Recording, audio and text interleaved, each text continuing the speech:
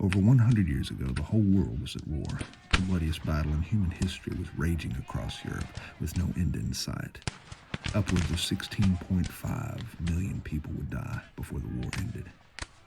But then, on Christmas Eve night, 1914, the cannons were silenced in the night.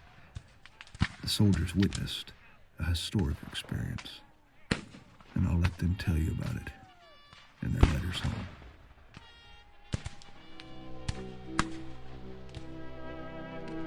Private Andrew Withers, France, December 29, 1914. Dear Sister Jane, I hope you've had a happy Christmas in London, singing carols and eating plum pudding and doing all that. I miss you. Christmas in the trenches was cold, so cold that we were covered in frost, and it had also been raining. The trenches were filled with mud and muck, sucking at our boots, splashing about. We bailed water from our cots and bunks with pots and pans and tried to remain cheerful, but it was nigh impossible. But then something happened, which you will not believe. It happened the moment you were sitting before your fire in London. It all began when we heard the Germans start singing, and they started lighting candles about 7:30 on Christmas Eve. Then one of the Germans called out and challenged us to go across battle lines for a bottle of Christmas wine. One of our chaps accepted the challenge and took a big Christmas cake with him to exchange. This started the ball rolling, and hundreds of soldiers filled the battlefield, shaking hands and exchanging Christmas greetings. On our way across the field, we saw 10 dead Germans in the ditch, so we helped bury them, and the Germans helped dig the holes. The Germans were very nice chaps and said they were awfully sick of the war. I must take leave now. Send my best to the family. Private John Robb, France, Christmas Day, 1914. Dearest Joan, I miss you, but I have something to tell you, which you shall swear is a tale I made up. I am writing you on Christmas Day, and both the Germans and us decided to call a truce and cease firing the whole holiday. Our chaps left the trenches and went to meet the Germans on the battlefield and wish them a happy Christmas. Our chaplain, Reverend Adams, went up to the firing line and had a talk with the Germans. We could not believe it.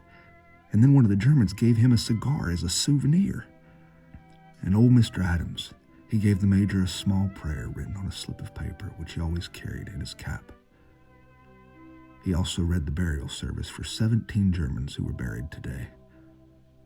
The German major admitted to him that they were all bully well fed up and wanted to stop this damned fighting. Robert Collins, soldier, serving with the British Expeditionary Forces, Christmas 1914. Dear Rachel, last night something happened. It started when the Germans decorated their trenches. We saw pretty lights and candles everywhere, and we heard them calling out, "Merry Christmas" in English, and we were all shocked. We responded in the same vein, and then we all started singing carols. The British sang the Austrian national anthem for the Germans, and the Germans responded with the singing of "God Save the King," after which we all cheered. Then we all had the Lord's Supper, sharing communion in an old farmhouse. Then some of our chaps started kicking a football outside the trenches, and the Germans joined in.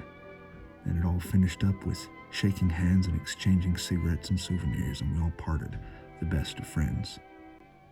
One nice young German has given me his address to write him after the war, and I gave him mine. They were decent fellows, the Germans.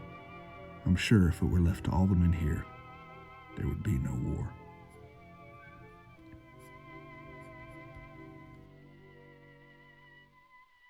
Captain J.R. Summers Smith, The Western Front, Christmas morning, 1914. Dearest Martha, it was about 2 a.m. when I heard some sort of music starting in the German trenches, and the whole lot started singing Silent Night. They sang magnificently in the deep silence of the frosty night, and it was enchanting. We all stopped work and listened, and when they had finished, we all cheered encore, encore. And then they sang Home Sweet Home in English so beautifully that it positively made me cry. For is there anything better than home? At any rate, I hear that the newspapers back home say the feeling of enmity has increased so greatly in this world that every man hates his brother. But seeing all this on the battlefield, Martha, makes one wonder whether it's true. I doubt it.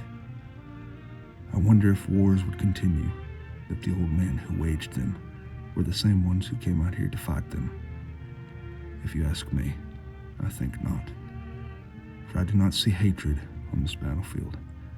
I have seen peace among blood-stained soul, and the spirit of compassion amongst the darkness of death. God save the King, and Merry Christmas.